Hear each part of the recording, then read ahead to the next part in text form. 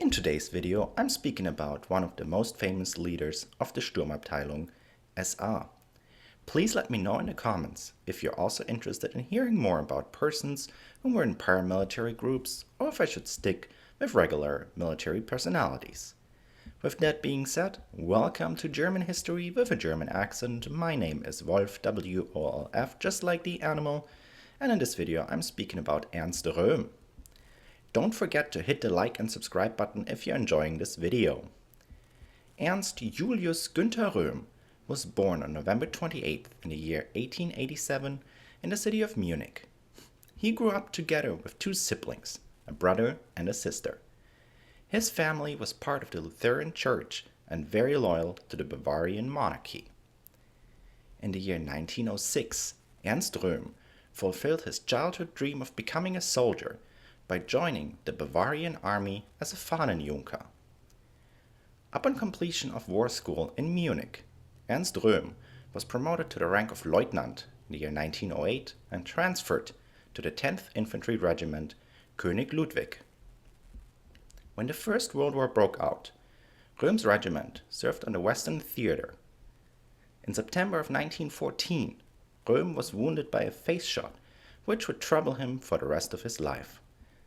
His nose had to be replaced, and his scar kept filling up with pus. In the following month, he was promoted to the rank of Oberleutnant and received the Iron Cross Second Class. Ernst Röhm himself considered the following year, 1915, as the best of his soldier life, in which he would become a company commander.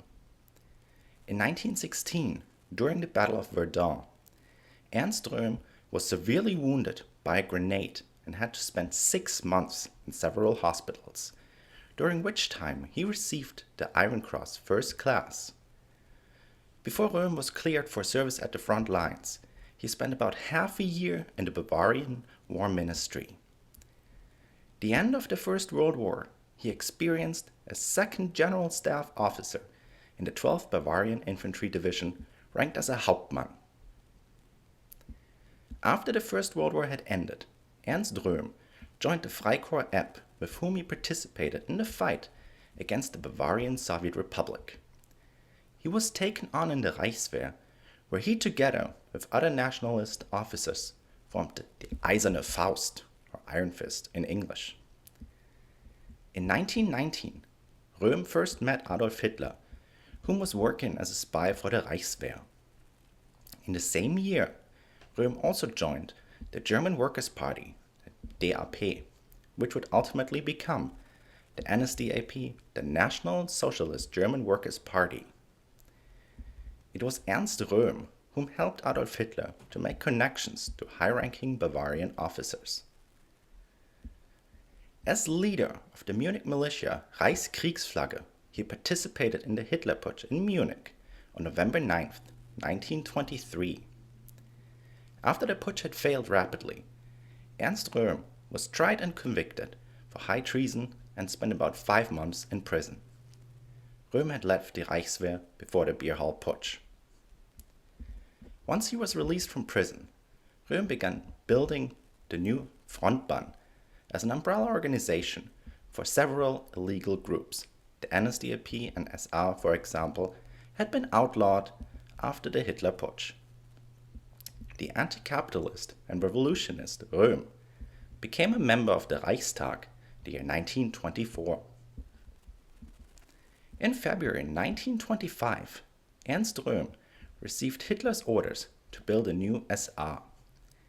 Only a few months later, Röhm stepped down from his positions as leader of the SR and Frontbahn due to conflicts with Adolf Hitler.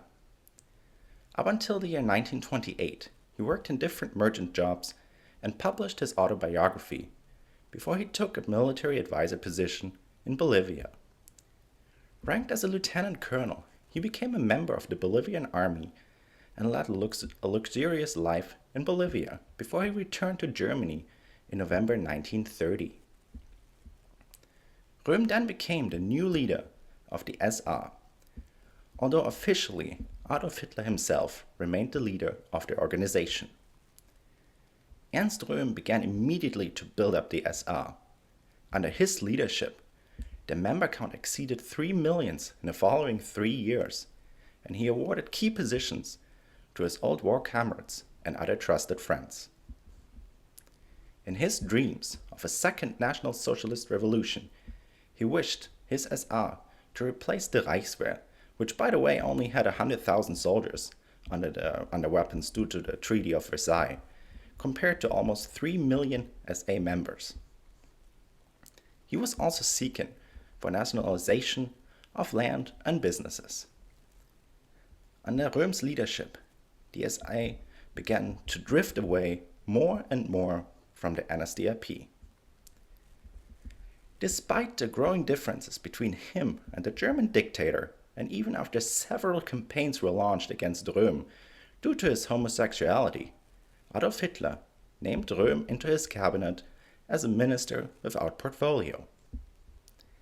In the year 1934, after Ernst Röhm again asked for the Reichswehr and SR to be merged under his leadership, Adolf Hitler spoke at an SA event in Berlin, where he also spoke with Ernst Röhm, whom he convinced to send the entire SR into a 4-week leave. Only one day after he had sent out the order, Ernst Röhm and other high-ranking SA members were arrested by SS members, since Heinrich Himmler, together with Reinhard Heydrich, spread false rumors of a planned coup d'etat by Ernst Röhm. Ernst Röhm was murdered on July 1st, 1934, after he refused to commit suicide in his cell. The events of these days would later be called the Night of the Long Knives. The order to murder Ernst Röhm was given by the German dictator himself. Röhm, who was the only one of the Nazi leaders whom addressed the German dictator by his first name, died at the age of 46. Thank you so much for watching.